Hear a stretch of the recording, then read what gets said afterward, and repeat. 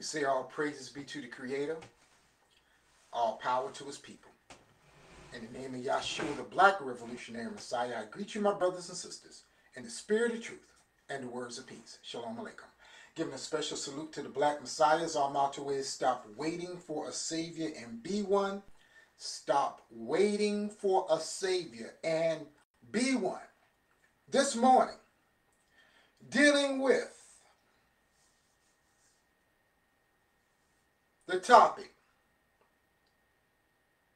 taking back what the enemy has stolen. Taking back what the enemy has stolen. Coming from 1 Samuel 30th chapter. And in this story, some of y'all are familiar with it. It's talking about how the enemy had come in and ransacked the place. Took David's wives, took his mighty men, took their wives, and took the sons and ransacked the place. 30th chapter, 1 Samuel. But I want to lift up one particular verse. 1 Samuel, 30th chapter, 8th verse. While all this was going on, and the people were upset, they wanted to stone David. They were so upset. But the 8th verse says, and David inquired at the Lord, saying, shall I pursue after this troop? Shall I overtake them? And he answered him, pursue, for you shall surely overtake them, and without fail recover all. Pursue, for you shall surely overtake them, and without fail recover all.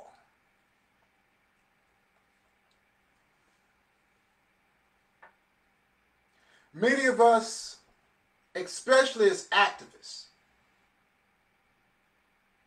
we get frustrated. We get frustrated. People who don't even support you in your fight, they frustrated. They mad. They looking at you where you're supposed to be an activist. How could you let this happen? All that Black history stuff, you be talking. Look at the condition of your city. Look at the robberies and the killings and the murders and not only that, but what caused that?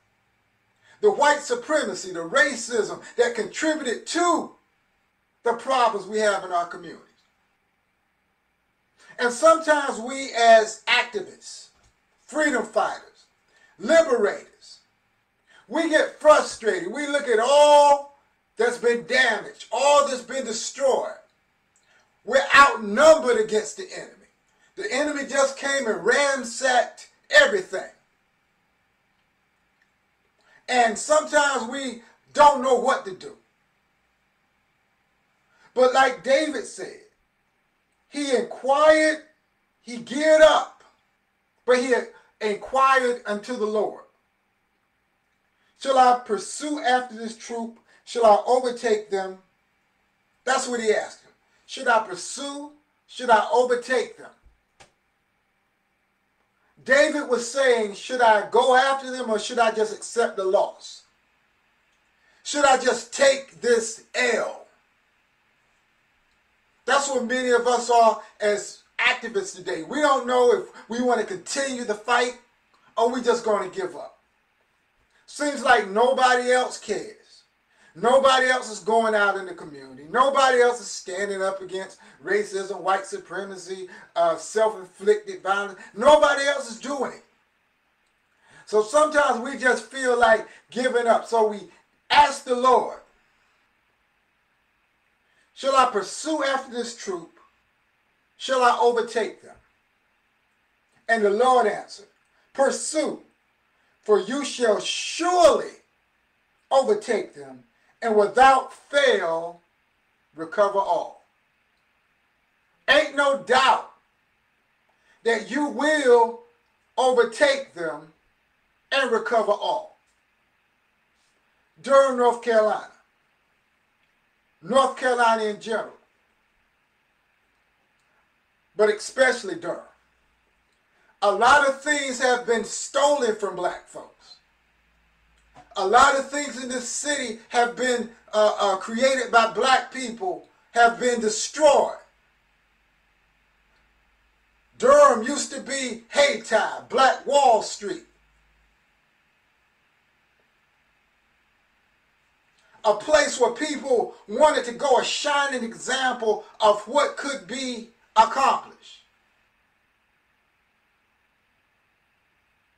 Now, Durham is known for the murders.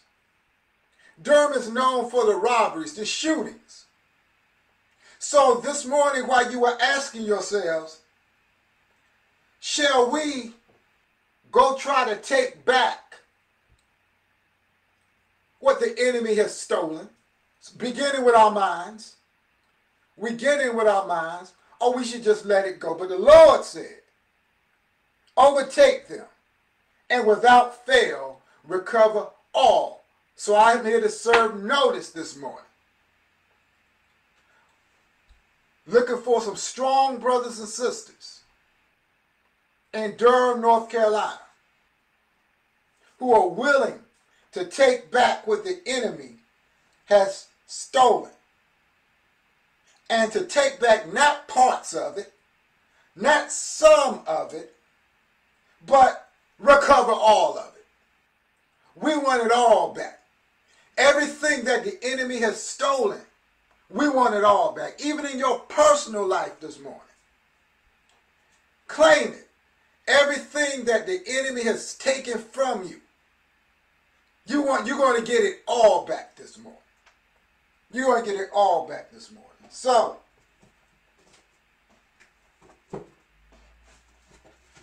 what we have to do is, before we take it all back, we have to clearly understand and teach the youth what was stolen.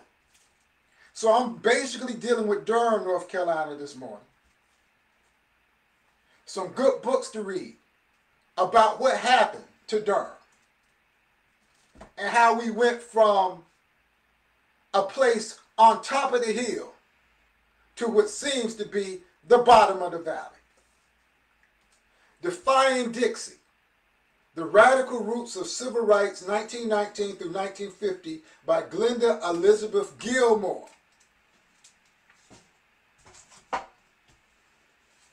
Our Separate Ways, Women and the Black Freedom Movement in Durham, North Carolina, by Christina Greene. Upbuilding Black Durham, by Leslie Brown.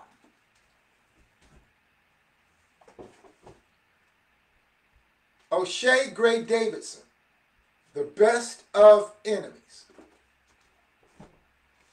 And Liberalism, Black Power, and the Making of American Politics, 1985 through 1980, Devin, Fergus. These are perhaps the best books about the history of Durham.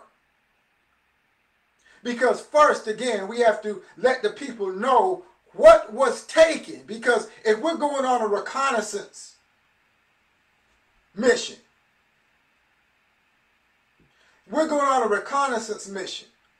first we got to know what was taken. So these books are important as we organize and we mobilize to go back to seek and reclaim what was taken. And if you look towards the end of the story, not only did David take back his stuff, he took their stuff too. Not only did he take back his stuff unharmed, unblemished. But he took back some of their stuff too. So, family, this morning, as I reach my conclusion, who is really ready and willing to take back what the enemy has stolen? Some people just going to let it go. Just let it fly. Just cry about it. Complain about it. But who is really dedicated, I said dedicated, to organizing and taking back their inheritance, our inheritance, and the inheritance of our children, our grandchildren, our great-grandchildren. And as I leave you with what, according to the writer in 1 Samuel says, he said, the Lord said, pursue, for thou shalt surely overtake them, and without fail recover all. As always, we leave you with the Black Messiah motto: stop waiting for a Savior and be one. Shalom.